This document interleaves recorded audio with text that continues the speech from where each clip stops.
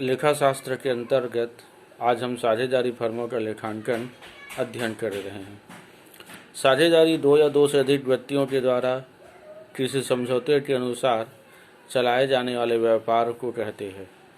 जब दो या दो से अधिक व्यक्तियों के द्वारा आपस में मिलकर पूंजी लगाते हैं, अनुभव लगाते हैं तथा आपस में उस फर्म के द्वारा हुए लाभ को आपस में बांटने के लिए सहमत होते हैं, तो ऐसे किए जाने वाले सामूहिक व्यापार को साझेदारी के नाम से जाना जाता है। साझेदारी के अंतर्गत जो व्यक्ति उस व्यवसाय में सम्मिलित होते हैं, उस साझेदारी फर्म में सम्मिलित होते हैं, ऐसे व्यक्ति को साझेदार के नाम से जाना जाता है। उनके द्वारा चलाए जाने वाले व्यापार को साझेदारी फर्म के नाम से जाना जाता है। अब आ जाते हैं अपन साझेदारी की विशेषताओं के अंतर्गत। पहले आता है अनुबंध या समझौता। साझेदारी का जन्म समझौता के द्वारा होता है या अनुबंध के द्वारा होता है।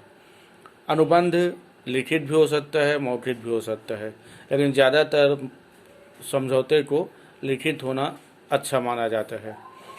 साझेदारों की संख्या कम से कम 2 और अधिकतम भारतीय कंपनी अधिनियम के अंतर्गत 2013 के अंतर्गत अधिकतम संख्या निर्धारित की जा सकती है, लेकिन 100 से अधिक नहीं होना चाहिए। वैसे प्राचीन समय में अधिकतम संख्या 20 था, अभी वर्तमान में इसकी अधिकतम संख्या के लिए निर्धारित की जा सकती है, लेकिन 100 से अधिक नहीं होना चाहिए।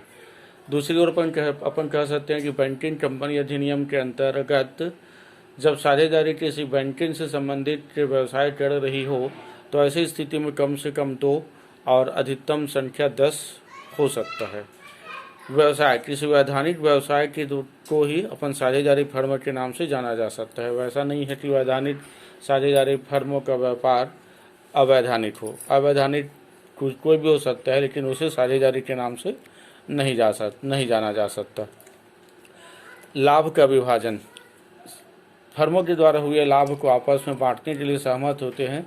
साझेदारी में हुए लाभ या हानि को आपस में लोग साझेदार मिलजुल कर वहन करते हैं। प्रत्येक साझेदार का एजेंट होना। प्रत्येक साझेदार फर्म का एजेंट होता है और असीमित दायित्व। जब साझेदारी फर्म का संचालन मिलजुल कर साझेदार करते हैं, तो ऐसी स्थिति में फर्म का साझेदारों का दायित्व असीमित होता है। असीमित दायित्व से तात्पर्य होता है कि यदि फर्म को हानि हो, तो ऐसी स्थिति में साझेदारों की व्यक्तिगत संपत्तियों से भी वसूल कर ऐसे दायित्वों का निर्वहन किया जाता है। व्यवसाय का संचालन। व्यवसाय का संचालन के अंतर्गत प्रत्येक व्यक्ति मिलकर साझेदारी का संचालन कर सकते हैं या सबकी सहमति से किसी एक के द्वारा साझेदारी फर्मों का संचालन किया जाता है। अब आ जाते हैं पूंजी लगाना अनिवार्य नहीं। अगर पूंजी फर्म में न लगाया जाए तो क्या अपन उस व्यक्ति को साझेदारी कह सकते हैं? जरूरी नहीं है कि साझेदारी पूंजी लगाए। कभी कभी उनकी योग्यता के आधार पर भी साझेदारी फर्म में उसे सम्मिलित कर लिया जाता है। साझेदारों